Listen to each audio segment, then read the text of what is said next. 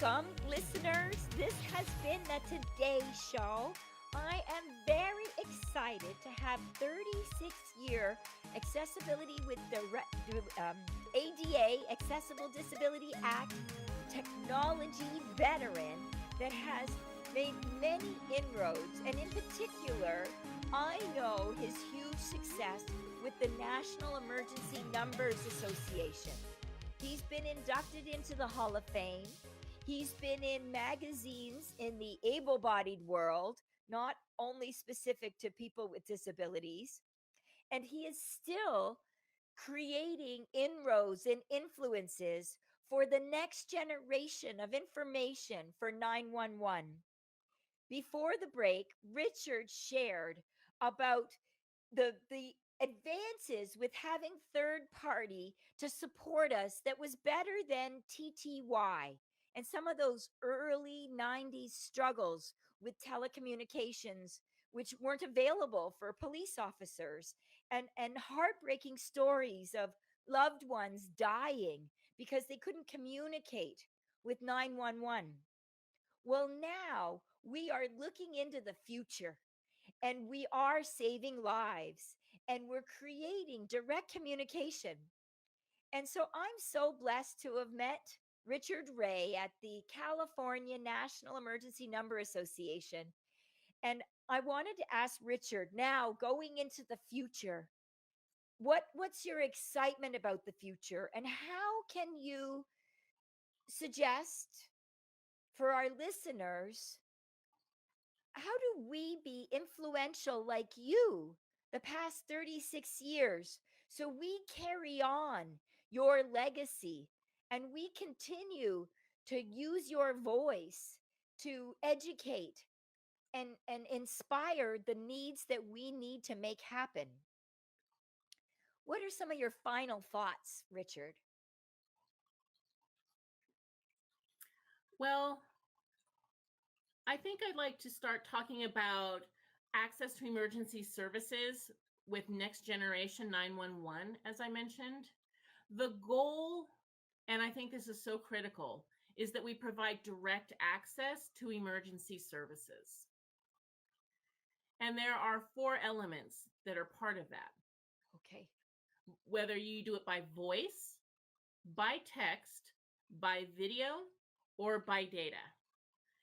Those are all equally important ways of communicating that have to be included with any direct communication with dispatchers. Okay. So that is our goal. Right now, within the United States, we're upgrading our networks and using advanced networks that will allow all 4 of those components to be used within next generation 911 in the next generation environment. The next step is the equipment to make sure that dispatch centers are fully inclusive in any way that anybody wants to communicate with them. And that's where you have to have an entire working group, as we do under the National Emergency Number Association, as well as other organizations we collaborate with, to push that forward. We do have a really strong relationship with Canada as well. We have multiple members who are also serving on the National Committee Board, and they all play an equally important role as any of us do. So in my working group, the Accessibility Committee, we make sure that we have representation from multiple locations: Sweden, Canada, other European countries, who are also serving on that committee, because it's equally important for people to be involved with their own country or province's laws. So working with, say, Canadian emergency services or emergency services that exist in Europe, we want to make sure that we realize one voice can't accomplish anything. We need multiple people. The more people involved, the better, because that's how you really make change. Can I ask many fantastic lines out there and organizations who support that. It's been fantastic. We How need to make do parents involved. how do we compare in North America with places like Europe or around the world? Let me think. Well, when we think of Europe and North America, they have different approaches. Okay. The approach is different. So I don't know that I would say one is better than the other. It just depends so much on the systems that exist out there. And I know for Canada, there's a system that they're working with that works for them, but they're also collaborating with other organizations to see what other ideas are out there. So you can't really compare them terribly well because each has their system that works for them. And sometimes there are certain regulations that are required if you want to send a text message to 911. Sometimes there are not regulations depending on which country you're within. In the United States, we don't have any regulation if you want to text to 911. Other countries do have that regulation. So it's what works for each country individually. So another example of how all of us, no matter where we live, every human being is unique and distinct.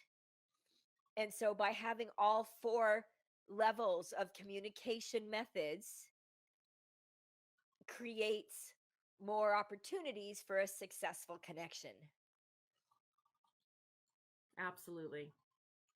And I loved how you said before the break, even people with second language, and how there might be an intention through the Accessibility Disabilities Act, but the realities of making successful communication just able to access for all is mind blowing.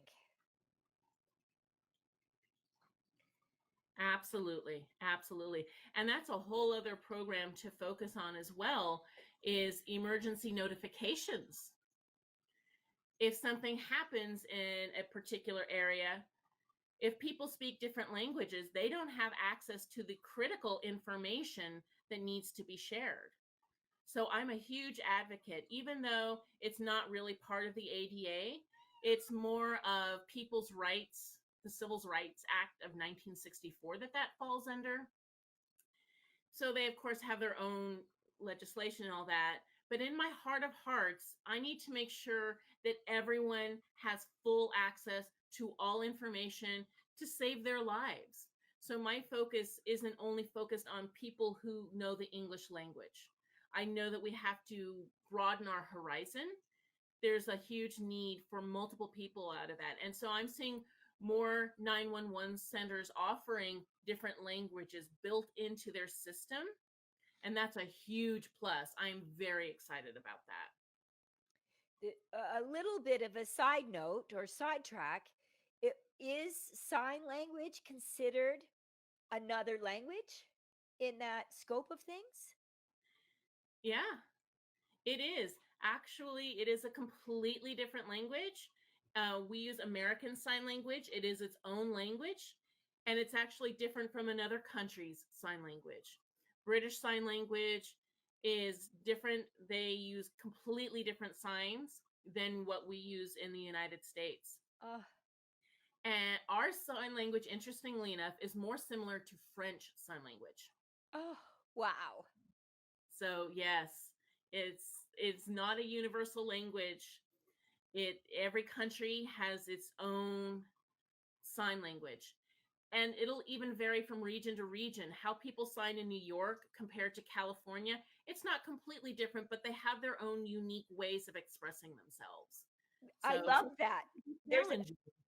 there's an accent in sign language just like in voice speaking. Absolutely. Absolutely. Exactly. We all have our own little accents. Richard, it's coming to the end of our show, and I have just 1,000 more questions for you. I'm so glad to have been able to share you with the Today Show world. And I wonder, just like myself, there are listeners that have questions for you, uh, or about the Communication Emergency Numbers Association.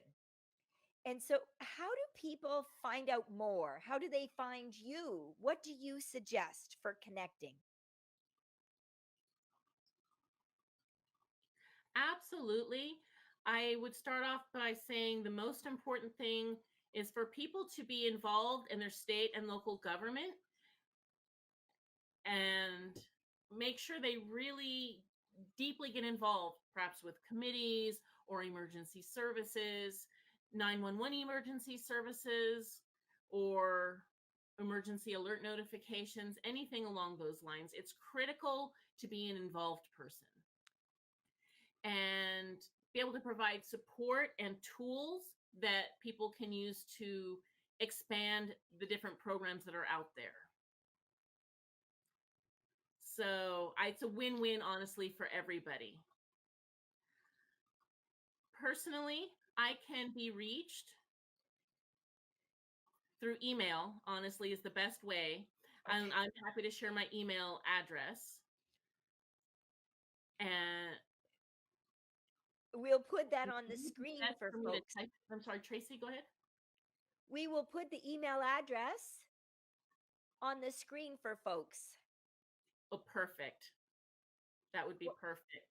Or they reach out to Unstoppable Tracy anywhere, and I will happily connect you with Richard as well. Absolutely. I'm more than happy to provide that information.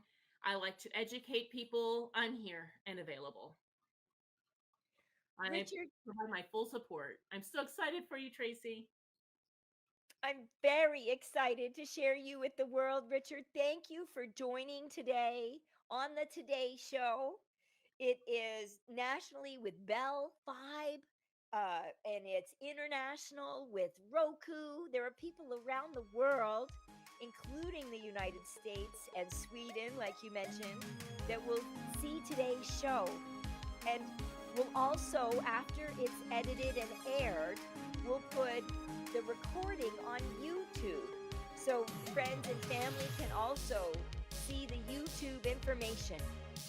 So, and keep this very crucial. Get out there, join your committees, advocate for the need. It's beneficial to everyone. And thank you for joining and listening, folks. And thank you, Nicole, for joining our show as interpreter today.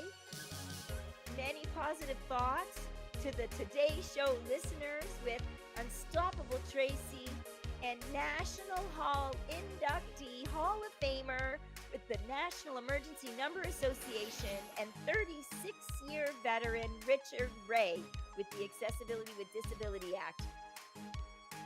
Positive thoughts, folks. Take care.